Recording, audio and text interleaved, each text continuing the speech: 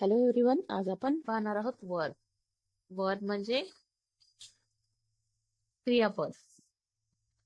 तर ज्या शब्दातून कृती किंवा स्थिती व्यक्त होते त्याला क्रियापद असे म्हणतात. तर याचे 3 प्रकार आहेत. Ordinary verb. ऑर्डिनरी वर्ब म्हणजे मुख्य क्रियापद. मुख्य कृती किंवा अवस्था दर्शवणारे क्रियापद म्हणजे मुख्य क्रियापद. तर आपण इथं पाहू शकता, एक मुलगा पळतो आहे. शी राईट्स अ लेटर. ती पत्र लिहिते. He runs fast. तो जलद धावतो. तर यामध्ये राईट्स आणि रन्स हे वर्ब आहेत. तर दुसरा टाईप आहे ऑक्झिलरी वर्ब, सहाय्यक क्रियापद. मुख्य क्रियापदाला मदत करणारे क्रियापद म्हणजे सहाय्यक क्रियापद.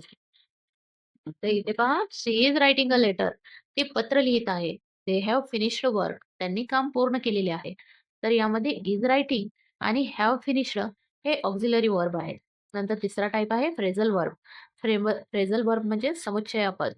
क्रियापद प्लस अव्यय मिळून नवीन अर्थ देणारे क्रियापद म्हणजे फ्रेझल वर्ब. ही टूक ऑफ हिज शूज. त्याने आपले बूट काढले. शी लुक्स आफ्टर हर पॅरेंट्स. ती आपल्या पालकांची काळजी घेते.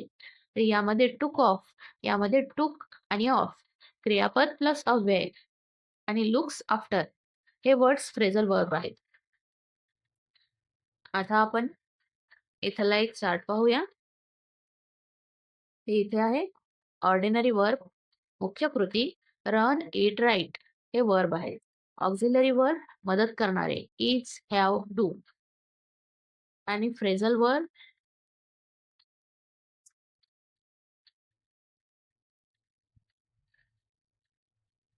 म्हणजे समुच्चयापद. तर ते आहेत टेक ऑफ आणि लुक आफ्टर.